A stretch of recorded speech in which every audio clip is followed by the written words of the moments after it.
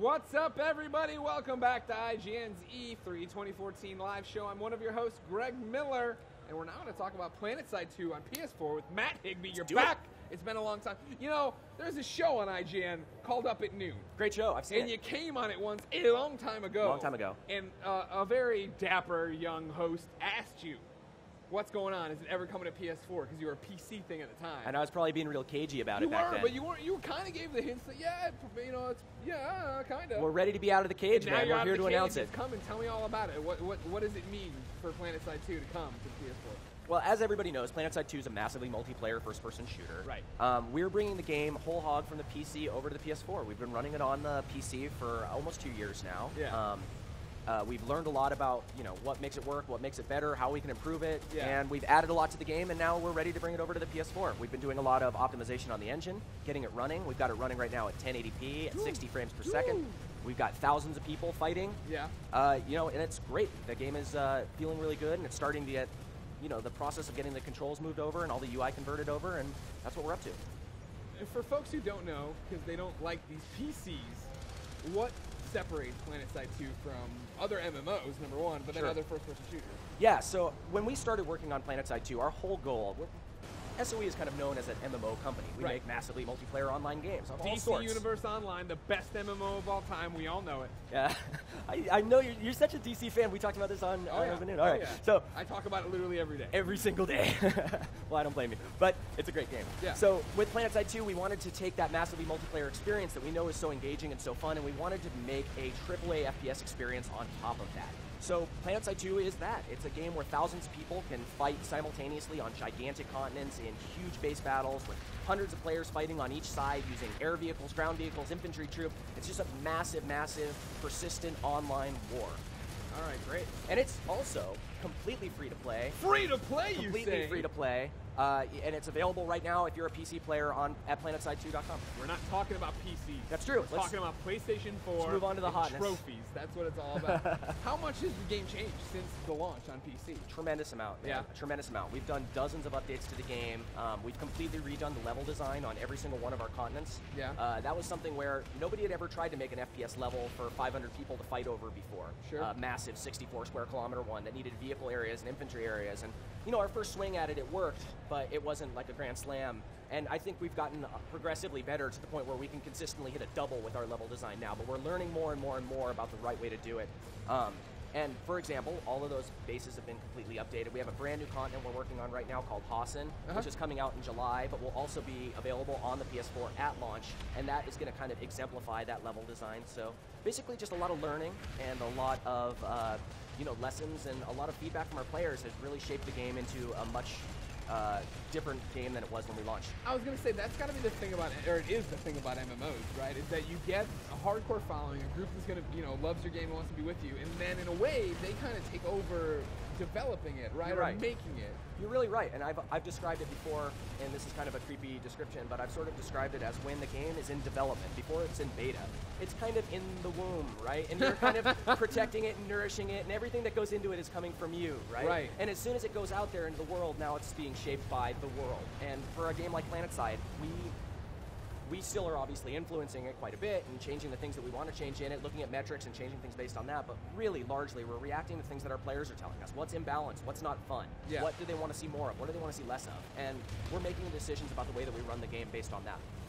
So when a player turns on PlanetSide on their PlayStation 4 and they jump right into the experience, are they picking factions and sides? Where does it go? Yeah, so in PlanetSide, the first thing that you do is you create a new character. It's an MMO, so you're creating a character for yourself. You put a name on him. You select your empire. There's 3 different empires. Each one has unique weapons and vehicles and kind of their unique play style. And then you jump in, and you hopefully are joining up with friends. You're meeting up with people in the game. It really is a game primarily about team play. So the more that you can get involved in squad play, the more that you can get involved in an outfit, which is our equivalent of guilds, the more you can get the sense of team play and camaraderie, really the game starts to come alive. Because when you get 100 guys cresting a ridge and storming a base, and there's 100 guys at that base that are all firing up at you as they're cresting that ridge, tell me where else you can have that experience in gaming. Good call. I can't. I don't know. Right. I mean, the other thing about it, too, is that just even from the footage we're seeing here and what I've known from PlanetSide PC, I really think how colorful the game is. You know what I mean? A lot of first-person shooters are drab or whatever. Yeah. But, like, you look at this, and this isn't like some crazy slick CG thing. This is how your game looks when you're running around shooting. You know That's right. Yeah, we're lucky because we're not really trying to do the modern military thing. It's more of a sci-fi shooter for sure. It takes place on an alien world, so we can have these vistas that are a little bit more colorful. These skies that are really bright and saturated. Really give it that feeling of being someplace foreign, being someplace amazing and wonderful. And with PlanetSide 2, also one of the coolest things about it is it's a persistent game. So this thing we're seeing as they're fighting over that amp station we just saw, that fight could last an hour, it could last 3 hours, it could last 6 hours. Jeez.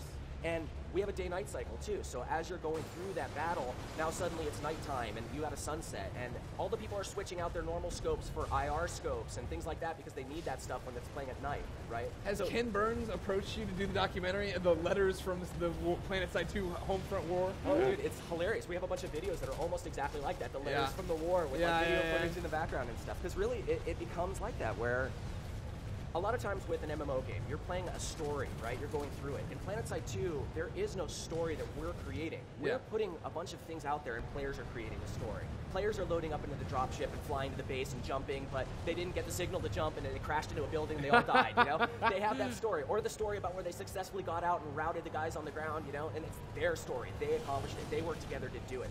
It's their drama, Well, now, to be clear for folks who are at home, though, there is, obviously it's an MMO, there's story missions or something, right? There's objectives to go out and do. It's a 100% PvP game, so there are missions and there are objectives, but they're set by by other players. Okay. There's not a new quest came out in the game and now you have to go capture this brand new area that got unlocked. It's very much driven by players and the tactics and the strategies that players are concocting to fight against each other. So the content's almost infinite because you can't get any more complexity than the infinite ingenious potential of hundreds of players working against hundreds of players. It's, staggering, and it's never the same experience twice. So, for you, how much deja vu do you have on a daily basis, right, of you're launching the same game again, right? And it's all new, right? Like for PC, you went through this whole, not fight, but an uphill battle like anybody does launching a game of, this is what it is, and this is how it works, and then you're like, all right, it's out, anyone can play it, it's free, now we just have to worry about the fans. And now you're back on PS4 and you're like, this is what it is, this is how it goes. It's funny, man. I'll tell you what the deja vu is, and it's a positive one, and it definitely has been there. And 2 years ago, we were here at E3, and we actually gave people hands-on on the game for the very first time. We'd shown some trailers before. I think we had some streamers come in and sort of stream some footage of the game, but no one had had a chance to play it yet. And what we saw was people going, "Holy shit! You guys weren't lying. You were serious. Like this is actually something that you guys accomplished." Yeah. And I got that feeling of deja vu again on the PS4 when we first started getting people in and starting to demo it. The first few people who came on, they're like, "Damn, it feels really good." Yeah. Like, I didn't think you guys were going to be able to make this work at 1080p on the PS4. Yeah. So like that feeling of people being astonished that we actually did the thing that they all thought that we were full of shit about. That's a great sense of deja vu. How hard was it to go from PC to PS4? I mean, Sony made a big deal, right, in February of last year now when they came out and said, this is the PS4, we're not using the cell processor, it's like a PC. Like, was it easy, or, I mean... Well, I mean, nothing's easy. Everything's a challenge, right? I think the PS4 is definitely a lot more straightforward to develop for than the PS3 was, for sure. And a lot of the things that Sony's doing now for developers like us, where we're making free-to-play games or these massively multiplayer games that need a lot of updates, like DCUO, they've really embraced that. They know that that is a core piece of their business going forward, so they're doing a lot of things to make it easier. And right now, like DCUO, for example, is benefiting tremendously from that with the turnaround time on getting updates out to live servers, and that's fantastic, and we'll be able to benefit from that too.